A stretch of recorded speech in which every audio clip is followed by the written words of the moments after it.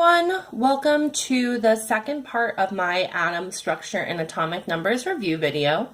So in this video we are going to go over how to find the number of protons, neutrons, and electrons in the most abundant neutral atoms. So let's take a look here. So the first thing we need to go over is what is the most abundant neutral atom. So this is a very fancy way of saying it's the most common atom of that element. So if we break it down, most abundant means the one that there is the most of out in the world. Neutral means there's no charge, and atom means it's an atom. So most abundant neutral atom is the one that it's the most common and has no charge. So this is the one that's the most common on Earth. Now we need to start using the periodic table to find information about our atom. So the first thing we need to look at is the atomic number. Now the atomic number is a very special number in the atom. On our periodic table it's going to be in blue and it is always a whole number. The atomic number tells us the number of protons in an atom. And the number of protons is what actually determines what type of atom we have. So there are many different types of atoms and they are determined by the number of protons. So no matter what type of carbon I have, it'll always have 6 protons. If I change it, it is no longer carbon, it is a different element. It doesn't matter what the mass is, doesn't matter what the charge is, as long as it has 6 protons, it is carbon. Now we're talking about a neutral atom, so that means that the positive charges and the negative charges need to cancel out. So what that means is we have to make sure that the number of protons is equal to the number of electrons. Because if the protons and the electrons are equal, the positive and the negative charges cancel out. Think about negative and positive numbers. If you have positive 2 and negative 2 and you add them together, you're going to get 0 or neutral. So the atomic number in a neutral atom tells us the number of protons and it tells us the number of electrons. The atomic number is the most important number because the protons tell us what element we have, okay? Now the other number we have is the mass. Now we are going to talk about this number as the mass number. And to get this to be the mass number, we need to round it. Okay, so round to a whole number. The reason we need to round it to a whole number is because the number we have here is actually an average. Okay, so that molar mass is the average of all of the elements of all the atoms of carbon. So if you took a sample of carbon and you averaged all their masses together, you would get this number. But we want to talk about the number of protons and neutrons. Excuse me. So what we need to make sure we do is round it because we can't have 0.01 protons or 0.01 neutrons. So when we round it, we get our mass number, and that's going to be equal to, give me 1 second, I've been talking a lot, it's going to be equal to the protons plus the neutrons.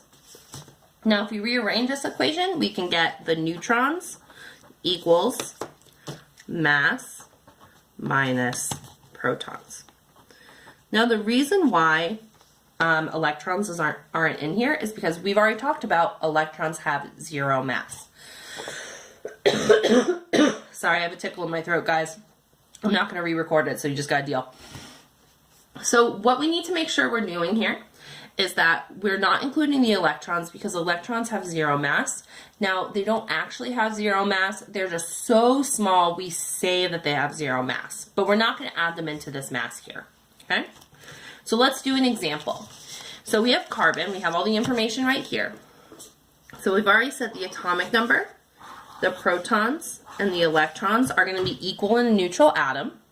So if we look up here, the atomic number is 6, which means the number of protons is going to equal 6. And to make sure that atom is neutral, that there's no charge, the electrons will also equal 6. Just to prove this, if I take protons and electrons, I have plus 6 plus negative 6 is going to equal 0, no charge. Okay. Now our mass number we have up here, we need to round this. So if we round, we're going to go by a simple rounding rule. The number after the decimal. If it's 0.5 or higher, we round it up to the next biggest number. If it's 0.4 or lower, we round down. So because this is 0.4 or lower, we're going to round down and we get 12. Now we need to use that equation. Mass minus protons equals neutrons. So if we do that, mass minus protons equals 6 neutrons. Okay? So we found our number of atomic numbers for carbon. We have 6 protons, 6 neutrons, and 6 electrons. So let's try this for a couple other atoms. Okay, so I'm going to scroll this down a little bit. I'm really going to just fold this in half. Okay, give myself some more space. And I'm going to add some information to this paper because my periodic table, the font is too small for you guys to see. But what you'll notice is the numbers I'm writing on here are the same numbers that you will see on the periodic table when you look. So when you look up hydrogen, you'll see that the top number, it goes 1, helium is 2, 3, 4, 5, and oxygen is 8. When you look at the bottom number, you'll see that it's 1.01, 4.00, 6.91. Uh-oh, I forgot them. Oh, gotta look it up, guys. Periodic table time.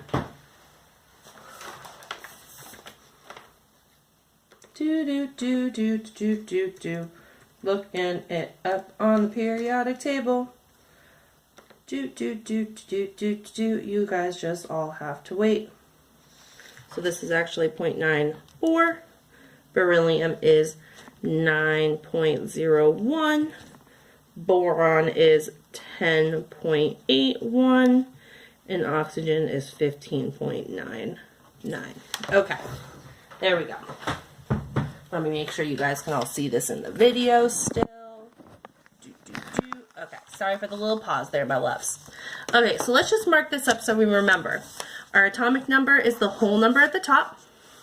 It's equal to the number of protons, and it's equal to the number of electrons in a neutral atom, okay? So if we look for hydrogen, we look up its number at the top. It's going to be 1. Protons will also be 1, and electrons will be 1. They're all the same. Then we look at the mass. When we round that, we take 1.01. Because the number after the decimal is 0.4 or lower, we round down to just 1. Okay? We subtract. Mass minus protons equals 0 neutrons. So hydrogen actually has no neutrons.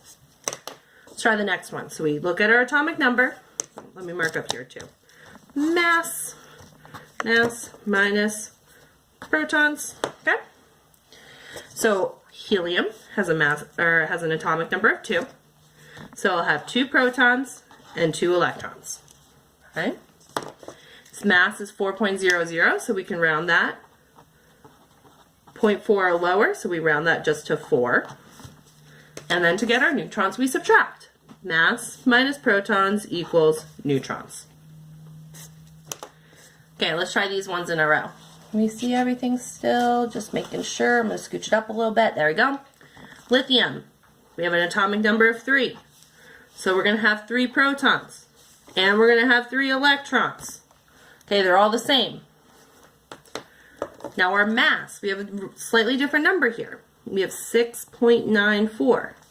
Now the number after the 6 is 9. So 0.5 or higher, we round up. So that's going to become 7. Okay?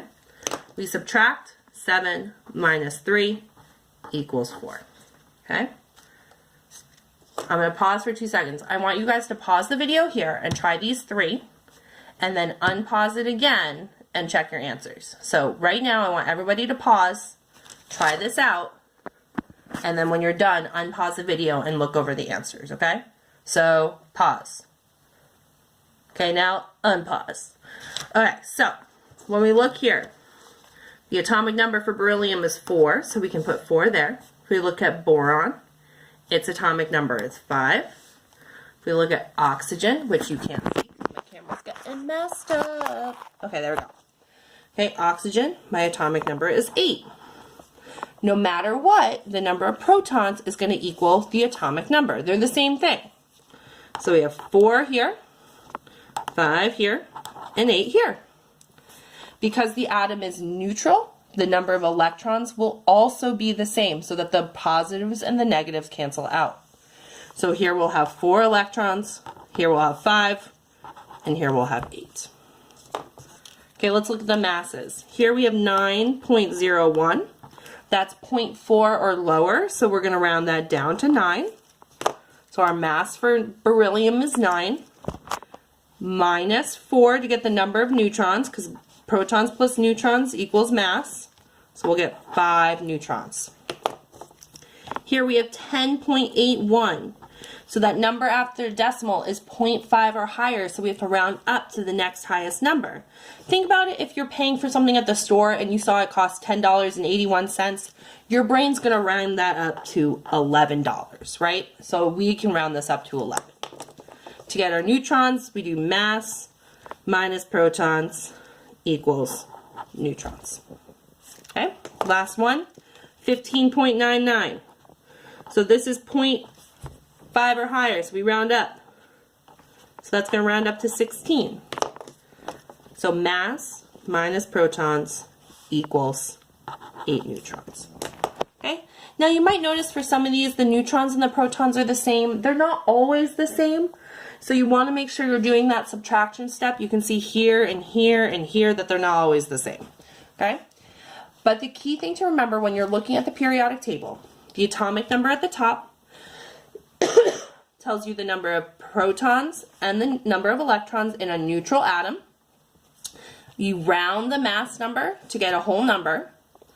And to get your number of neutrons, you're going to do mass minus protons equals neutrons. Mass minus protons equals neutrons. Okay? So that's it for this video. I hope that was helpful. In the next video, we're going to talk about how we find the number of the atomic numbers for ions. And then the following video, we're going to talk about isotopes. Message me if you have any questions. Hope you guys have a great day.